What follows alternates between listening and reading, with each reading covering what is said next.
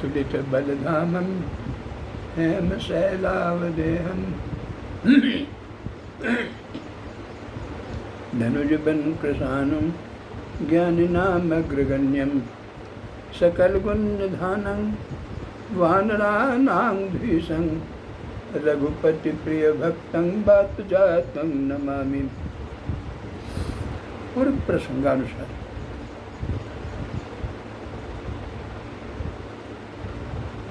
भगवान राम गुरु पूजन के लिए पुष्प वाटिका में फूल लेने आए। इधर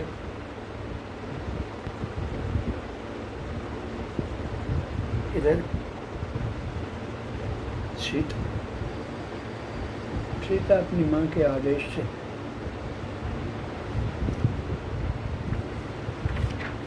गौरी पूजन है सखियों सहित आई।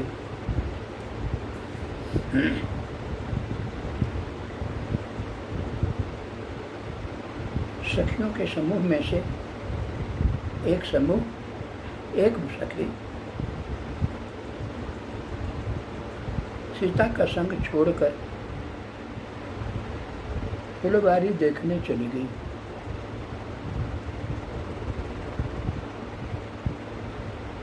फुलवारी देखने जो गई उसने फुलवारी में दोनों भाइयों को देखा।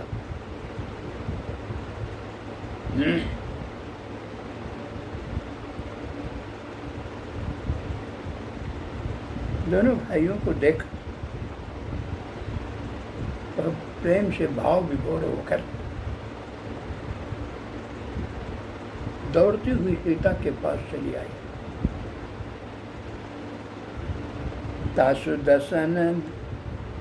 दशा देखी सकिन पुलक गात जलु नैन कहु कारण निज हरस करे पूछई सब मृदु बैन। वह दौड़ती गई, हाँफ रही है, आंखों में प्रेम के आंसू छलके हुए हैं। वह उसकी दशा देखकर सखियों ने पूछा, क्या हुआ, क्यों ऐसा हो रही, क्या कारण है, बताओ, क्यों हाँफ रही, क्यों रो रही। अपने इस दशा का कारण बताओ। अब कारण बताने में वह सखी कहती है, देखन बाग कुंवर द्वई आए बय किशोर सब बात सुआए श्याम गौर किमि कहों बखानी गिरा नयन नयन बिनु बानी। कहते क्या कहूँ, बाग में दो किशोर को देखा, उनको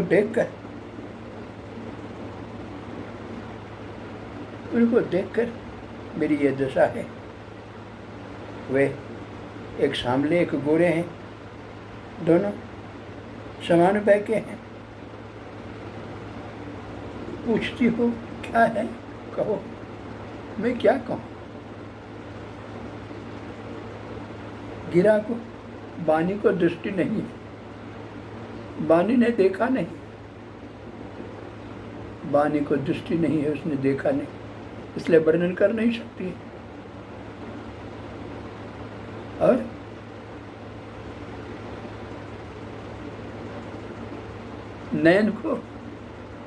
नैन देख रही, मगर नैन के पास वाणी नहीं, वह वर्णन नहीं कर सकती।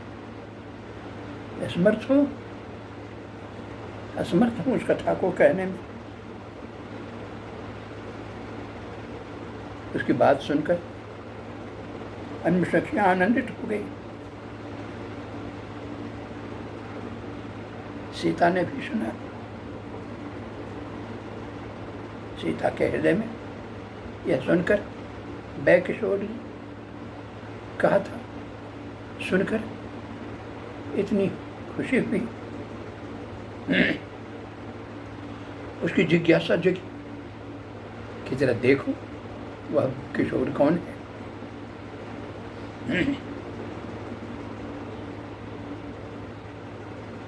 एक सखी कहती है, एक कहे ने पशुपति आली, सुने जे मुनि संग आए काली।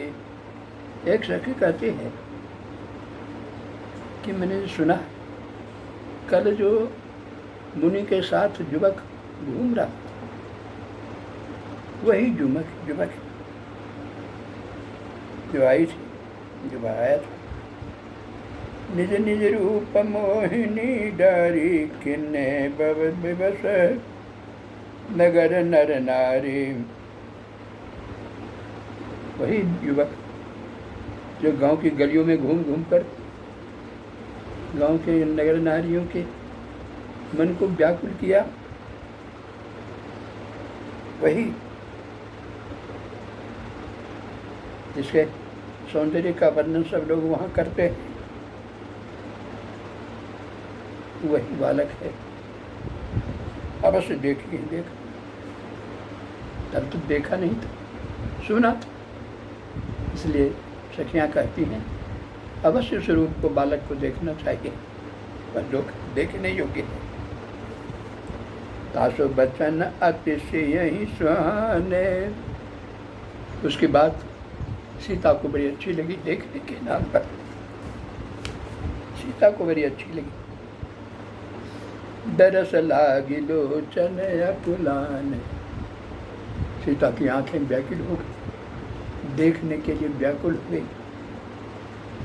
चली अग्र करी प्रिय सखी सोई। इसलिए उसी लड़की को, सखी को आगे करके लेकर देखने चली। प्रीतिपुरा तन लखे न कोई। अब किसी को यह समझ में नहीं आ रहा है कि क्यों इस तरह उसको देखने के लिए सब उत्साहित होकर चले जा रहे हैं। प्रीति पुरातन लखे, यहाँ तो असल बात थी पुराना प्रेम दोनों के बीच था। उसी प्रेम ने एक दूसरे को आकर्षित किया। ऐसे समय में, ठीक इसी समय में सीता को नारद की वचन की याद हो आई। चकित विलोकति सकल दिशि, जनु शिशु मृगी सभेद। नारद की बात याद आते हैं। सीता चारों तरफ चौकन्ना होकर देखती है, जैसे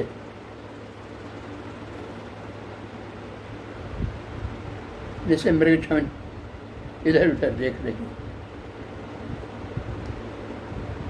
कंकन किंकिनु पर धुन सुनि, कहत लखन सन राम हृदय गुनि। इसी समय सीता के पाँव के पायल, हाथ के कंगन आदि के शब्द को सुनकर भगवान राम ने छोटे भाई लखन से कहा, हृदय गुनि, मन में विचार करके कहा कि यह क्यों हो रहा है। कहा, मानव मदन दुंदुभे दीन्ही, मनसा विश्व विजय कह किन्नी। हे भाई लखन, लगता ऐसा है कि मानो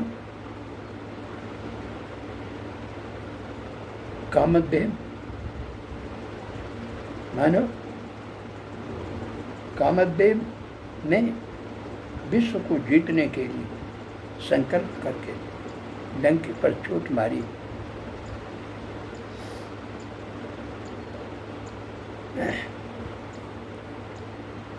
अस कहे फिर चितय तई ओरा।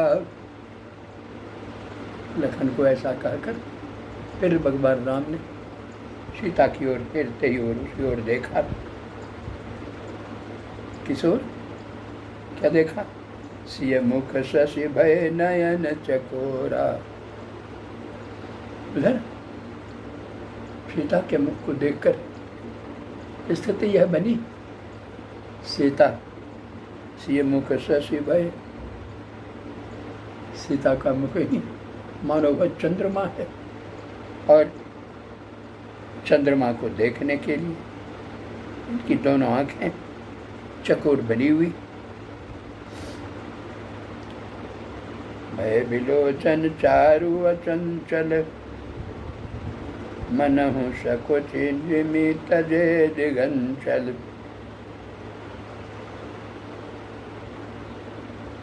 दोनों आंखें चंचल हो गई, चल चल लगा जैसे लड़की दामाद के मिलन प्रसंग को देखना उचित नहीं, स्वभाव से सोचा कर पलक। अब पलके लखत लखन सन राम,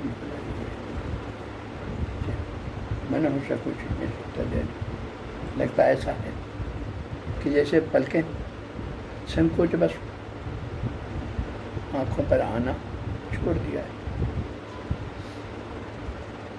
पलकों पर रहना छोड़ दिया। देख सी शोभा सुख पावा, हृदय सराहत बचन नयावा। यह देख सीता जी की शोभा देख श्री राम जी ने बड़ा सुख पाया, आनंद पाया। हृदय में वे उसकी सराहना करते हैं, किंतु मुख से वचन नहीं निकलते। वह शोभा ऐसी अनुपम है, मानो ब्रह्मा ने अपनी सारी निपुणता को मूर्ति मानकर संसार को पलट करके देख दिया।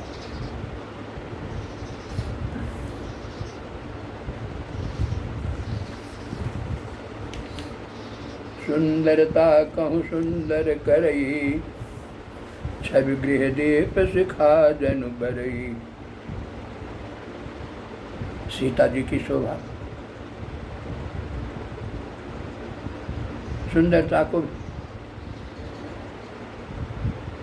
ऐसी मालूम होती है मानो सुंदरता को घर में दीपक की लौ जला रखी हो।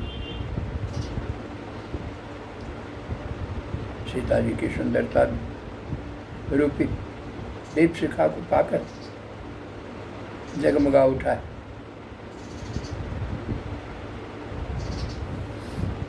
सी शोभा ही बरनि प्रभु आपन दशा विचारि, बोले सुचि मन अनुज सन, बचन समय अनुहार। श्यावर रामचंद्र शंकर जो माँ। अब इधर सीता की शोभा देखकर भगवान राम अपने मन में विचार करने लगे। विचार करते हुए ने कहा, बोले सुचिमन अनुज, अपने पवित्र मन से भगवान राम ने भाई लक्ष्मण से कहा,